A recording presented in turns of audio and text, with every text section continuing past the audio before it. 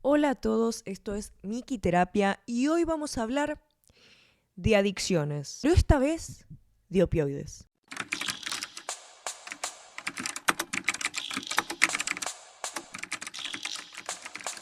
En este canal ya hemos hablado de adicciones, pero esta vez, después de mi breve estadía en los Estados Unidos, me di cuenta de lo que realmente estaba pasando con la crisis de opioides. Mi único acceso eran noticias, Instagram, en donde se veían muchos memes, chistes, que no se tomaba muy en serio el problema del fentanilo. Nunca lo pensé como un problema masivo, porque simplemente se mostraba como tal vez un estereotipo de los estadounidenses teniendo problemas de adicción. Por lo tanto, empecé a investigar un poco y realmente era peor de lo que me había imaginado. Es un evento trágico en la historia de la salud pública. Y referido a la salud pública, no me refiero a la medicina clínica o irse a atender al hospital público. Me refiero a la situación epidemiológica que está atravesando, a los hospitales saturados, a las más de 80.000 muertes que tuvieron por sobredosis de opioides Estados Unidos en el 2024. Este es un problema poblacional. No solo un problema individual de las adicciones que puede llegar a tener cada persona. Es un síntoma más profundo que nos está intentando decir algo. Así que empecemos. A lo largo del tiempo, cada sociedad tuvo su propia relación referida a las sustancias tóxicas. También su propia forma de abordar las mismas. Y algo que me impactó cuando estuve en Texas fue lo fácil que era conseguir medicación legal. Simplemente yendo al médico, no te hacen un examen muy exhaustivo. Y algo que me impactó mucho cuando estuve en Texas fue que la medicalización era real. Había máquinas expendedoras con medicamentos, incluso más medicamentos de venta libre que aquí. Algo que yo voy a mencionar como Automax de farmacias, en donde podías ir a retirar tu medicación con el auto. Y menciono esto porque justamente la sociedad se vincula con las sustancias tóxicas de ciertas maneras y qué lugar ocupan en la vida de la persona y de la población en sí. Y esto nos permite hablar de la crisis de opioides. Se refiere al aumento abrupto de muertes y adicciones relacionadas a los opioides. Están ocurriendo a día de hoy en Estados Unidos y Canadá. Principalmente involucra analgésicos recetados, opioides sintéticos como puede ser el fentanilo y también la heroína. Vamos a un caso particular que ocurrió a fines de los 90 y principios del 2000. Farmacéuticas como Purdue Pharma promovieron agresivamente medicamentos como el Oxycontin, diciendo que no generaba adicción si se usaba para el dolor legítimo. Los médicos eran alentados, incentivados a recetarlos, pero el resultado no fue que la gente dejó de utilizar la medicación cuando el dolor cesó, sino que desarrollaron dependencia a la oxicodona. Cuando se terminaban las recetas o directamente no podían pagarlas, se recurrían a opioides callejeros mucho más baratos, como en ese momento la heroína. Pero a día de hoy la situación es muy diferente. ¿Por qué? Porque la diferencia entre la heroína y el fentanilo es que el fentanilo es mucho más fácil de producir, porque es sintético y no necesita de las amapolas para ser producido. Eso lo hace mucho más barato y permite ser producido en cualquier parte del mundo. Además de ser más potente que la morfina, entre 50 a 100 veces más potente. Y esto también le genera una peligrosidad increíble, generando olas de muertes por sobredosis, ya que con solo 2 miligramos el fentanilo puede ser letal. Y esto no solo se piensa como una crisis en salud mental o una crisis de drogas, sino como una necropolítica, como una masacre. Porque esta crisis no es completamente nueva.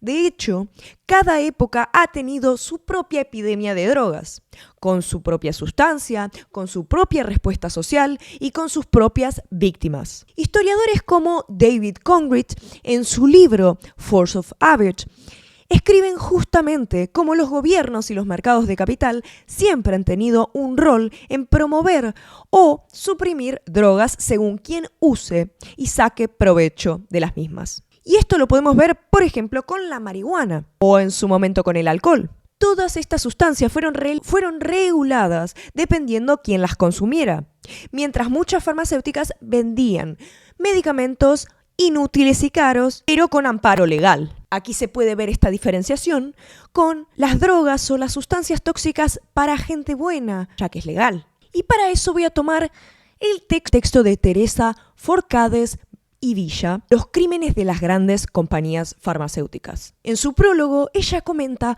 cómo en el periodo del 2000 al 2003, casi la totalidad de las grandes compañías farmacéuticas pasaron por los tribunales de Estados Unidos, acusadas de prácticas fraudulentas. 4 de ellas sí han reconocido la implicancia y la responsabilidad por sus actuaciones criminales, como puede ser TAP Pharmaceuticals, Abbott, AstraZeneca y Bayer. Y el problema no es solo de medicamentos inútiles, sino que también hay medicamentos nocivos e incluso mortales que han sido vendidos por las grandes compañías farmacéuticas. En su momento, el café también estuvo prohibido. El cannabis fue demonizado cuando este se asoció a aquellas comunidades negras y latinas. Y sociólogos como Howard Becker, el autor de Outsiders, explica justamente que las drogas se vuelven desviadas no por su sustancia, sino por cómo la sociedad las etiqueta. La misma sustancia puede ser receta médica o crimen dependiendo de quién las tenga y quién las venda. Pero vayamos más profundo. ¿Qué lugar ocupan las drogas en nuestra sociedad? Filósofos como Walter Benjamin hablan del uso del hachís y la mescalina como herramientas de percepción no solo de escape, sino también como una forma de ser. En sus escritos habla de cómo el consumo de drogas puede ser un método para revelar nuevas realidades y no habla de ilusiones perceptivas, sino de verdades ocultas por una conciencia normativa. Y esto se puede pensar no solo con psicodélicos como puede ser la mescalina, sino también con LSD, ciertos hongos o flores con efectos psicoactivos. Se utilizaban y se usan en muchas culturas con un sentido determinado, porque realmente modifican la percepción y la conciencia. Hoy en día hay estudios con MDMA, LSD, por ejemplo, para tratar el trastorno de estrés postraumático complejo, porque ayudan a reestructurar el pensamiento, la percepción del self y también de la propia vida. El MDMA se usa para que la persona pueda confiar en su terapeuta. Porque, como se imaginarán, alguien con un trauma interpersonal que se caracteriza en general con el trastorno de estrés postraumático complejo, tiene la dificultad para confiar en otros. El MDMA ayuda a crear ese vínculo terapéutico. Además, los estudios muestran que no incrementa el riesgo del suicidio. Esto es una manera de cambiar nuestras realidades y las percepciones que tenemos dentro de nuestra propia conciencia. Incluso hay estudios que muestran cómo ciertos psicodélicos pueden ayudar a reestructurar esquemas de pensamientos como en la depresión. Esto hemos hablado de cómo la depresión, según Aaron Beck, se puede identificar como estructuras de pensamiento erróneas, en donde el pesimismo es lo que caracteriza a las representaciones de la realidad y del sí mismo. Ciertas sustancias psicoactivas en ambientes controlados pueden ayudar a reestructurar los pensamientos que las redes neuronales solo tendían a los mismos circuitos negativos y pesimistas. Porque a veces lidiar con la conciencia normal es agotador. Pero no solo desde un lado individualista, porque muchas culturas utilizan, por ejemplo, el ayahuasca o la coca en los Andes como un ritual o una herramienta para conectarse con la comunidad. Esto podemos pensarlo con el mate, con el alcohol, como parte de un ritual social en donde nos conecta con los otros. Y eso es algo que también diferencia la adicción del consumo. El consumo tiende a ser aislado, a aislarnos y a cortarnos de la palabra. En cambio, cuando se inicia el ritual, la colaboración y las relaciones interpersonales empiezan a crecer. También es una manera de cambiar la percepción de nosotros mismos físicamente, la propiocepción, cómo sentimos nuestros órganos, nuestra piel, nuestro propio cuerpo.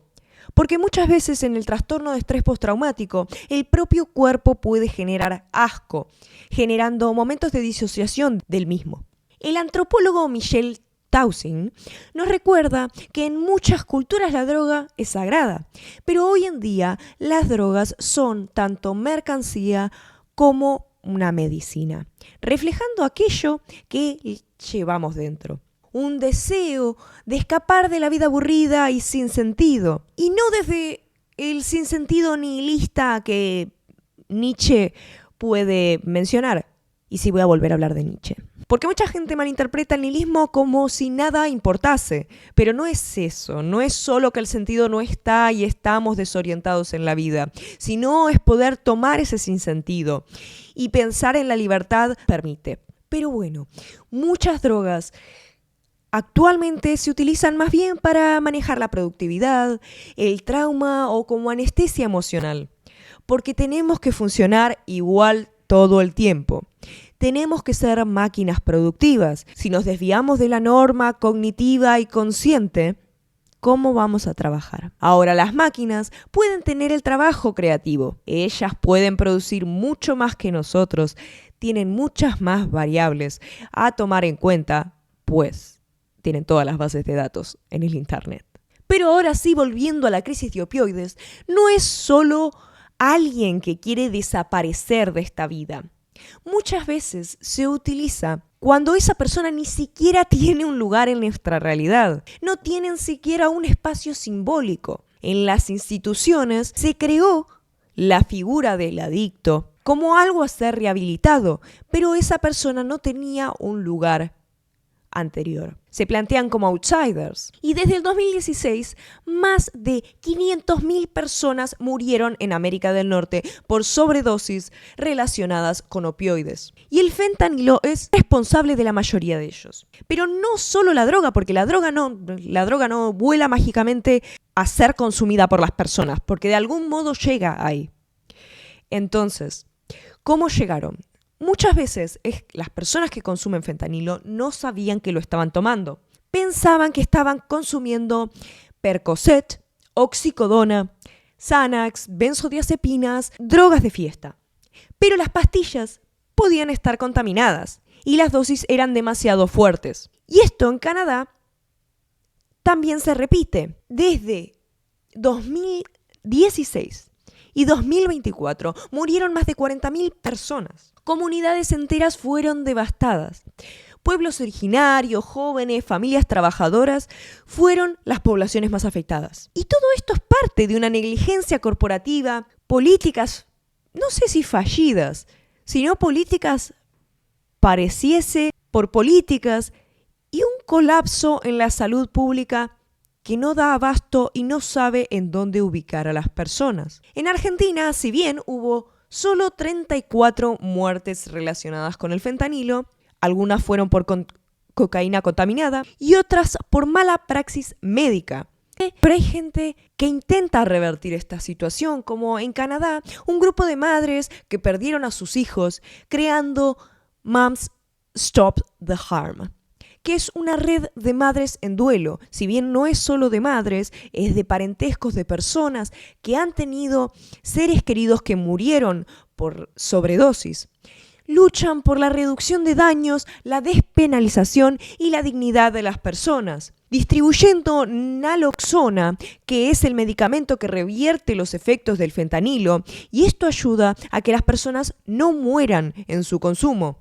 Muchas de las personas que trabajan en Moms Stop the Harm eran religiosas, estaban en contra de las drogas, pero cuando sus hijos murieron, porque tomaron algo contaminado, porque consumían generalmente, se dieron cuenta que esconder el consumo lo único que causaba era estigma y accidentes letales. Entonces, tomaron partido por visibilizarlo y por hablar del consumo, porque las personas muchas veces consumen para suprimir aquel dolor.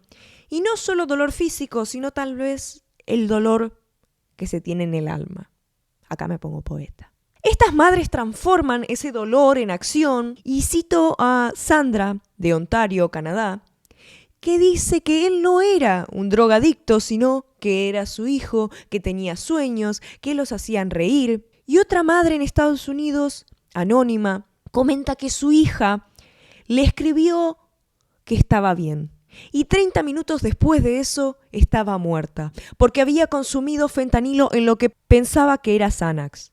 Y acá hay una frase muy potente que habla referido a la impotencia que muchos familiares sienten, que es: no queremos thoughts and pray, no queremos oraciones, queremos centros supervisados, queremos naloxona, que a día de hoy el naloxona en Estados Unidos es de venta libre. Queremos que la gente deje de morir. En On Point, Nueva York, revirtió más de 1.000 sobredosis desde el 2022 con la naloxona y con los centros supervisados de consumo. Ellos plantean que estas muertes no son solo trágicas, sino que también son evitables y políticas. En Estados Unidos, la sobredosis ya es la causa principal de muerte entre los 18 y 45 años. Y las tasas más altas son hombres blancos de clase trabajadora y barrios negros sin acceso a la salud. Cuando el cuerpo duele, haces algo, porque ¿cómo vivir con dolor constante? Muchos mueren solos, sin refugio, sin apoyo de ningún tipo, sin haber tratado traumas como puede haber sido el abuso infantil, la sensación de no valer en una sociedad que te lo hace sentir permanentemente. Por eso se plantea romper la lógica del abandono, para poder evitar las muertes. Pero nuestra región no se queda por fuera del fenómeno de opioides. Si bien en Argentina y Latinoamérica históricamente la mayoría de los sistemas públicos reservaron los opioides fuertes como la morfina, el fentanilo hospitalario para cuidados paliativos, mientras los analgésicos más ligeros como la codeína y el tramadol se conseguían con relativa facilidad en farmacias. En 2008, la ADMAT restringió la venta libre de la codeína y el tramadol en Argentina. El control de los analgésicos más ligeros suele ser muy controlado en los países latinoamericanos. Como ya hablamos, en febrero del 2022, 24 fallecidos ocurrieron por encontrar este opioide sintético mezclado en las dosis de cocaína. En abril de este mismo año, los brotes intrahospitalarios generaron 34 muertes por lotes de fentanilo contaminados distribuidos en el propio hospital. ¿Y qué nos hace vulnerables a poder tener una crisis de opioides? En primer lugar, tenemos un déficit en el sistema de alerta temprana. Si bien Brasil opera un SAT que rastrea las nuevas sustancias y el fentanilo, Argentina, como ocurrió fentanilo contaminado, aún no tenemos un operativo. Además, no tenemos datos exactos, porque no hay estudios nacionales de mortalidad por opioides, ni tampoco registros en salud mental. Los últimos estudios epidemiológicos relacionados a sustancias que se supone que el Cedronar en Argentina debería ser, actualmente no tenemos datos oficiales. Y aquí vamos a poner a las farmacéuticas bajo la lupa. Como ya hablamos del PUR de Pharma, del marketing agresivo, del oxicotin como no adictivo, en Latinoamérica fue diferente, ya que su modelo comercial fue estudiado por reguladores para evitar que se produzca de nuevo. Esto ocurrió, por ejemplo, en México, que investiga las visitas de venta desde el 2000 hasta el 2005. Insys Therapeutics sobornó a médicos para recetar Subis, un spray de fentanilo. Fundador de John Kapoor, condenado a 5 años y medio. Este es un caso emblemático que motivó a proyectos de ley anti-incentivos, tanto en Chile como en Argentina. Luego, en Johnson & Johnson, que tuvo un acuerdo de $230 millones con Nueva York y la salida del mercado opioide. El retiro mundial incluye filiales en Brasil, México, hospitales que debieron cambiar parches de fentanilo Duragesic por genéricos. Entonces, ¿por qué en los países latinoamericanos no hubo un tsunami de recetas? En primer lugar, porque hay un menor poder adquisitivo. Las farmacéuticas no van a gastar su marketing si los sistemas públicos cubren los analgésicos básicos, las personas no podrían pagarlos. Hay programas pilotos de naloxona gratuita en Ciudad de México y, por ejemplo, en Rosario. Hay ONGs que exigen habilitar salas de consumo seguro, inspiradas, por ejemplo, en On Point, New York. Por otra parte, los proyectos de ley de trazabilidad de incentivos a prescriptores y sanciones económicas. En Latinoamérica aún estamos a tiempo de evitar la curva exponencial de muertes que se observa en Estados Unidos y Canadá. Pero los precursores están presentes, porque hay dolor crónico maltratado, hay una desigualdad económica y acceso dificultoso a los analgésicos para el dolor pertinente. Hay fallas éticas en la trazabilidad de las farmacéuticas y esto puede disipar una epidemia, incluso donde las recetas son estrictas, como puede ser en nuestros países. Y esto nos lleva a casi el final, viendo en Argentina el proyecto Ocaña a los borradores del 2025. El nombre Ley de Transparencia de las Relaciones entre la Industria Farmacéutica y los Médicos. Ocurrió en 2020 y reingresada como 1587 de 2022. El contenido principal implica una publicación anual en el Ministerio de Salud de todo pago, regalo o beneficio que los laboratorios entreguen a sus médicos u organizaciones. Obliga a que las recetas incluyan la leyenda de esta prescripción no presenta conflicto de interés. El estado de esta ley está en dictamen en la Comisión de Acción Social y Salud Pública, pero pendiente de giro a presupuesto. Recordemos que los presupuestos cada vez son menores, por lo tanto, la transparencia y las regulaciones para revisar los medicamentos cada vez van a ser menores. Por otra parte, tenemos la Ley de Regulación de la Publicidad y Promoción de Medicamentos, en donde se prohíbe incentivos económicos, viajes o consultorías que no estén declaradas y aprobadas por la ANMAT. Sanciones, multas de hasta 100 millones de pesos y suspensión del registro del fármaco. En primer informe en la Comisión de Salud del Senado, audiencias públicas programadas para este agosto. Por otra parte, en Chile, la Ley de Fármacos segunda de tramitación, la Comisión Mixta reabrió en marzo del 2025 el proyecto que reforma el Código Sanitario en los artículos 57 y 60 en la prevención de conflictos de intereses. Y nuevamente recogen la experiencia de INSIS, en donde hay un registro público de transferencias de valor de cualquier pago mayor a $50 a un profesional debe declararse en un portal gestionado por el ISP. La prohibición de incentivos en especie, es decir, nada de viajes, invitaciones de ocio vinculadas a la prescripción de medicamentos. Y luego multas graduadas hasta $775.000 y eventual cierre del representante local del laboratorio. Las sesiones del 12 y 13 de marzo mostraron una grieta, porque algunos parlamentarios piden reiniciar el texto, alegando tecnicismos y posibles conflictos de intereses dentro de la propia comisión.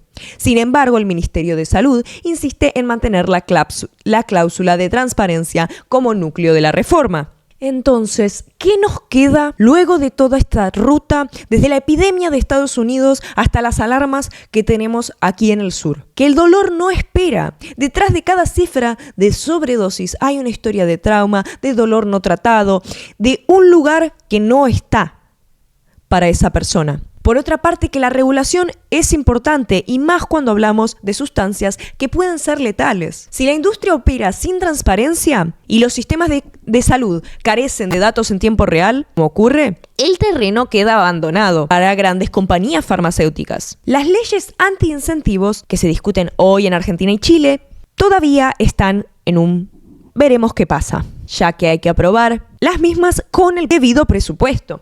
Y también reflexionar, todavía estamos a tiempo de poder hacer algo. La región, por suerte, no ha visto la curva exponencial de muertes, las muertes por sobredosis. Si bien nuestro país, de nuevo, no tiene datos oficiales, más de los reportes policiales y periodísticos, pero debemos tener en cuenta las alertas tempranas, como los casos de AMBA. Y este debate no es si drogas sí o drogas no, porque como ya vimos a lo largo de este video, no tiene que ver con la sustancia, sino posicionarnos qué hacemos con ese sufrimiento.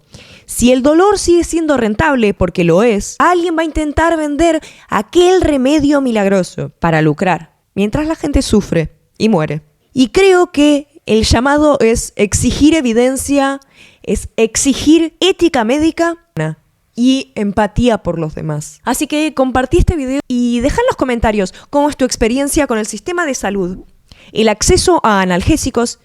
Como sabrán, he cuidado de mi abuela y el acceso al tramador acá en Argentina, aunque sea en la ciudad de Buenos Aires, es bastante complicado. Mi abuela tenía tramadol por su operación de cadera y yo era la representante para poder ir a retirarlo a la farmacia. Yo iba con toda la documentación de mi abuela para poder retirarlo, pero aún así muchas veces no me lo permitían. Mi abuela, con una operación de cadera, no podía caminar e ir hasta la farmacia.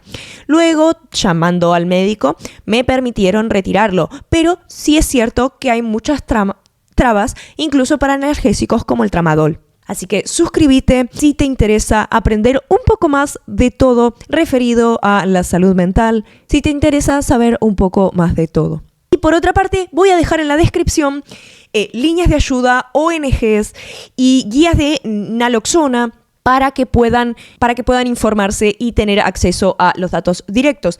Esto, por otra parte, también tengo un Discord en donde quiero poner todos los archivos y todas las bases de datos que utilizo, todos los textos que tengo en PDF, tenerlos en el Discord de todos y podemos compartir recursos. Así que nos vemos la próxima. Muchas gracias. Cuídate y cuida a los demás. Chao.